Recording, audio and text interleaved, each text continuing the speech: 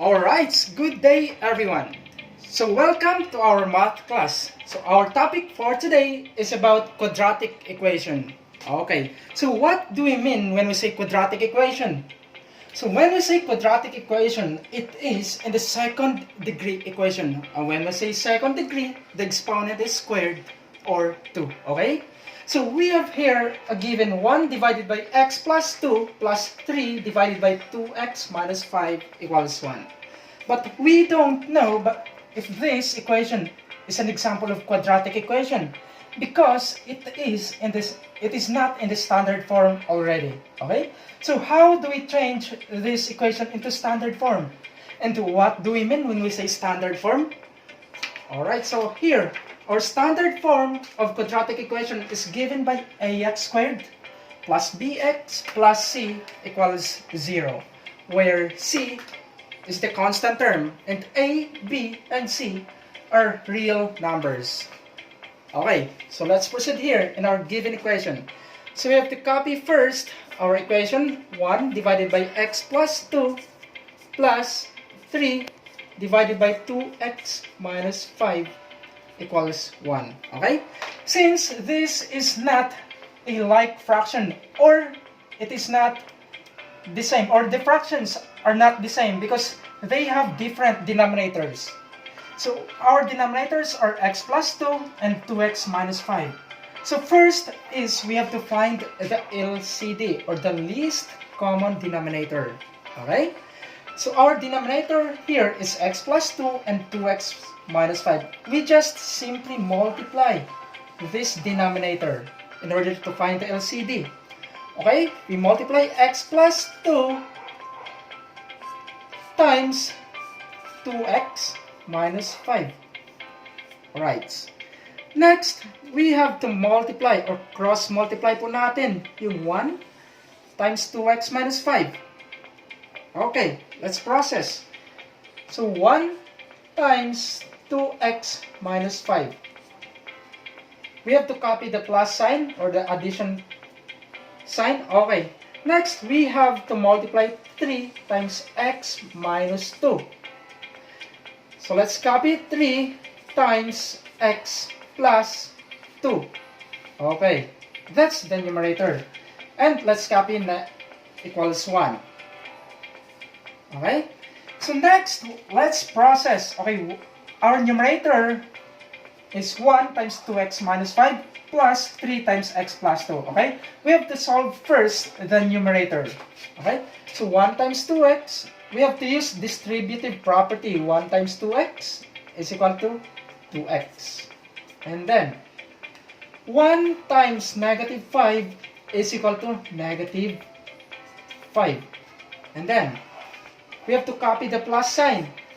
We have to use distributive property again. 3 times x is equal to 3x. And then, next, 3 times 2 is equal to positive 6. Because we multiply positive times positive, the answer is positive 6. 3 times 2 is 6. Alright. Next, let's proceed to the denominator. Okay? This denominator has two binomial. Okay? First binomial is x plus 2, and the second denominator is 2x minus 5, which is binomial also. Okay? When we see two binomials, we have to use FOIL method. Okay? When we say FOIL method, FOIL, our f is the first term, our o is the outer term, and our I is the inner term, and our L is the last term. Okay? So first term, outer term, inner term, and last term. Alright. So let's proceed to our denominator. So let's use FOIL method. So in the FOIL method, we have the first term. Okay? So our first term in the first binomial is x. And our second binomial, the first term is 2x. So we have to multiply x times 2x. So x times 2x equals 2x squared. Next, second is outer term. Okay? Our outer term in the first binomial, x plus 2 is x. And the outer term in the second binomial, 2x minus 5 is negative 5. So we have to multiply x times negative 5. So x times negative 5 is equal to negative 5x. Alright. Next, in the inner term.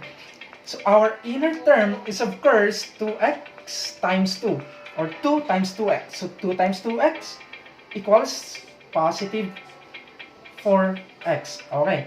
So again, positive 4x because positive times positive, the answer is positive. Next, the last term.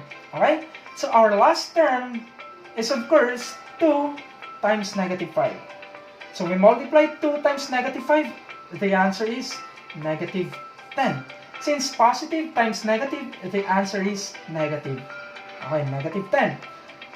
We have to copy equals 1. Okay?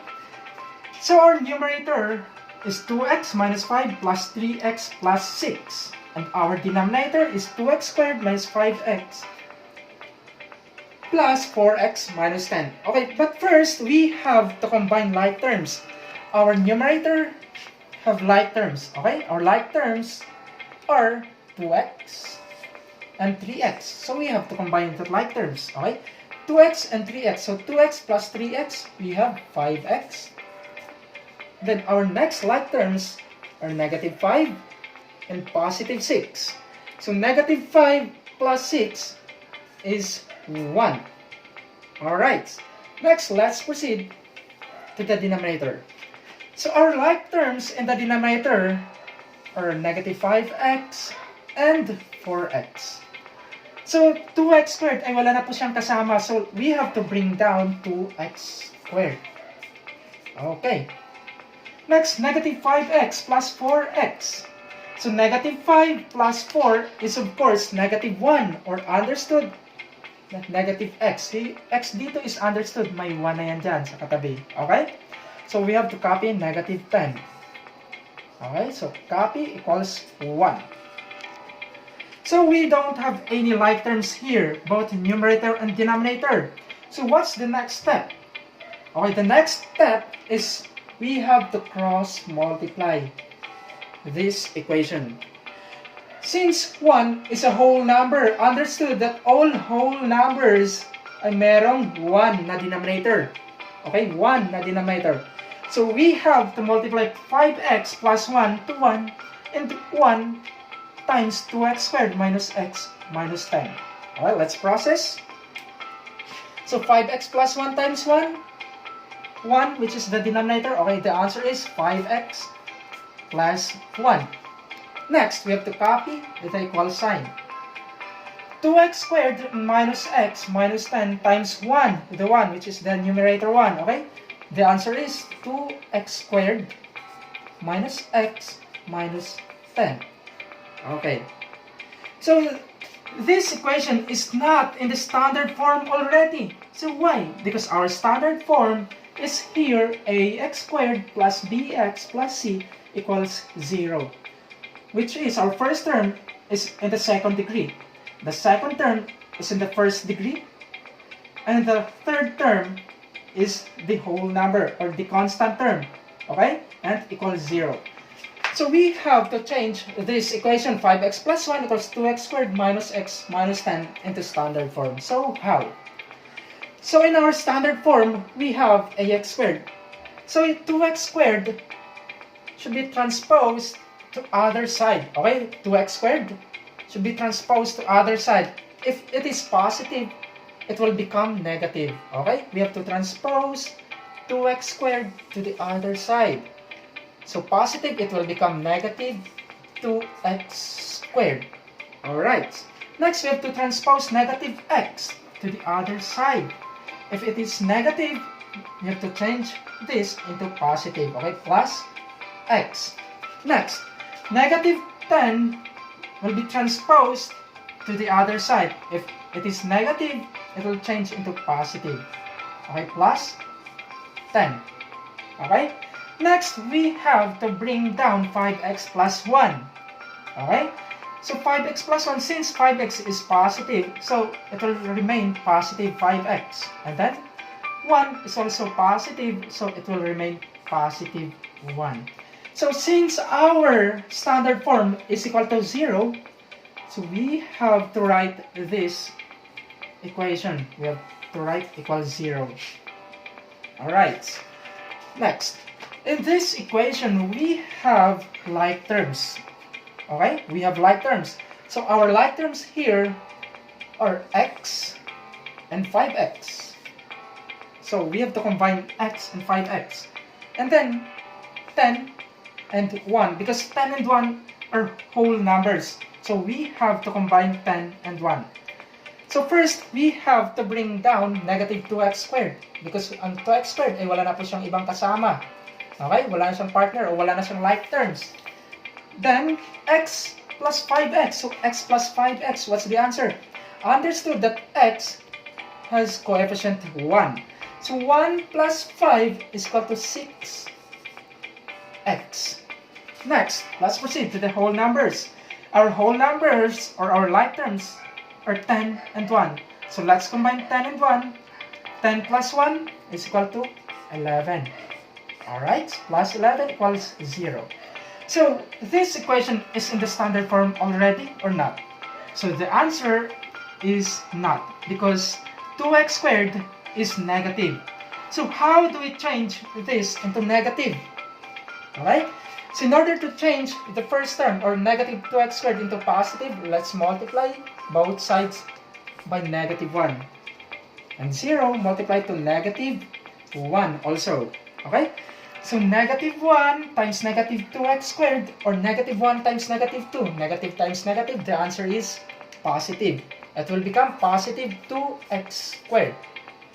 Next, negative 1 times positive 6, negative times positive, the answer is negative. So negative 6x. Next, positive 11 times negative 1, again negative times positive, the answer is negative 11. Okay?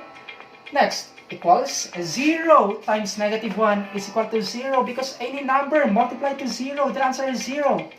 Even 1 million times 0, the answer is 0. Alright? Okay, next. So our equation here is in standard form. Okay? Standard form na po siya. Because it is in the form ax squared plus bx plus z equals 0. Okay? So, we found our standard form, so we have to identify the values of a, the value of b, and the value of c. Okay? So, a, b, c. Our value of a is 2, which is in the first term.